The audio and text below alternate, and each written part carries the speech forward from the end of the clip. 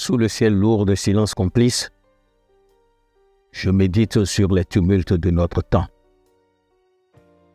Accablé par la disparition précipitée et successive de 3 êtres chers à mon cœur, plongé dans le deuil de ma sœur aînée Geneviève, j'ai tardé à prendre la pleine mesure des dérives qui gangrènent notre République. Mais aujourd'hui, l'heure n'est plus à la résignation. Le silence est une capitulation.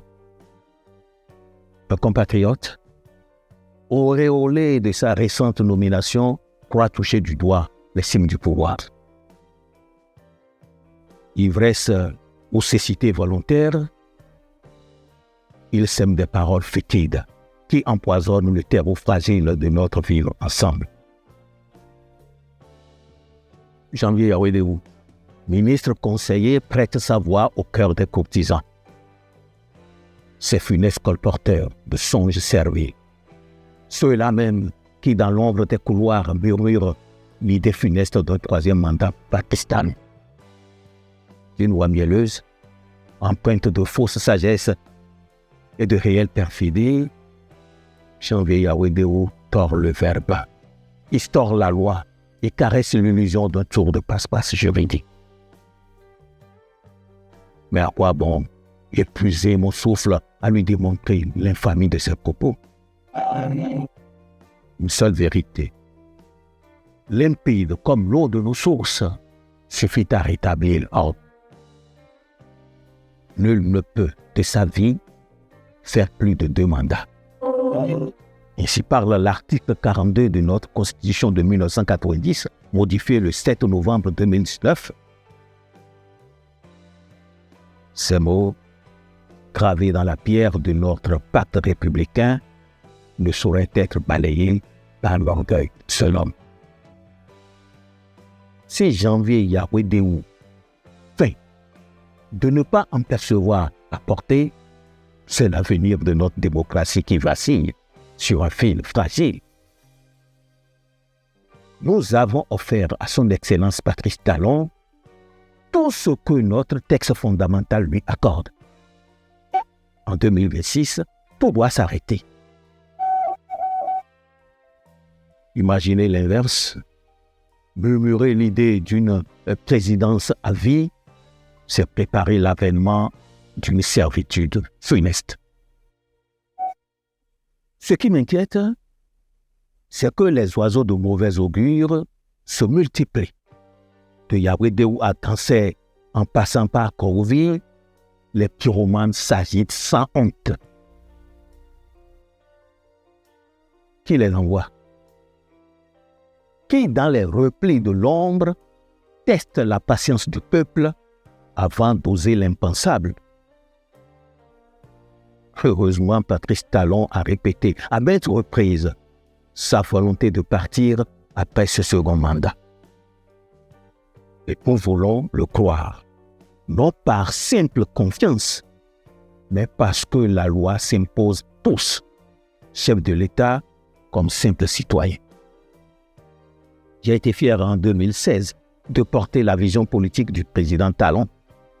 En 2021, j'ai combattu avec plus de ferveur encore pour sa réélection, convaincu que ces réformes courageuses méritaient d'être menées à terme. J'ai soutenu comme vents et marées. J'ai soutenu sous le feu de ceux qui disaient que j'ai vendu mon âme au diable, que sa parole initiale de ne faire qu'un seul mandat ne pouvait primer sur notre constitution qui lui en offrait un second. Patrice Talon s'est présenté et nous avons triomphé. Aujourd'hui, son bilan parle, oui. L'ampleur des transformations accomplies est indéniable. Mais tout fleuve, aussi majestueux soit-il, trouve toujours un jour son embouchure. Tout cycle trouve son crépuscule. Alors, je compte sur le président Patrice Talon pour tenir parole. Pour ne pas sombrer dans la tentation des chants de sirènes. Que nul, que nul à l'image de Corvi, nul à l'image de Janvier Yawédéou, n'enveloppe Patrice Talon du manteau pesant et avilissant du despote. Aujourd'hui, je connais son allergie aux compromissions et cela me rassure. Je n'ai aucun doute que Patrice Talon saura rappeler à l'ordre, en coulisses ou en public, ceux qui dans l'ombre ourdissent de sombres desseins.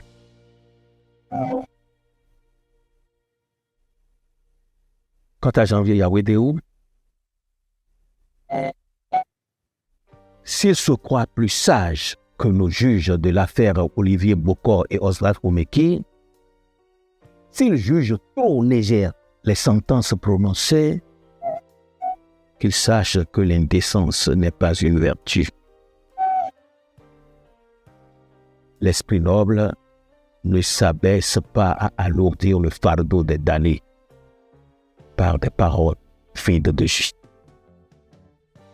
Si l'offensé, le visé même en la personne du président Talon, ne nourrit point de vengeance, quel sombre dessein poursuit donc ce ministre conseiller aux dérives pernicieuses?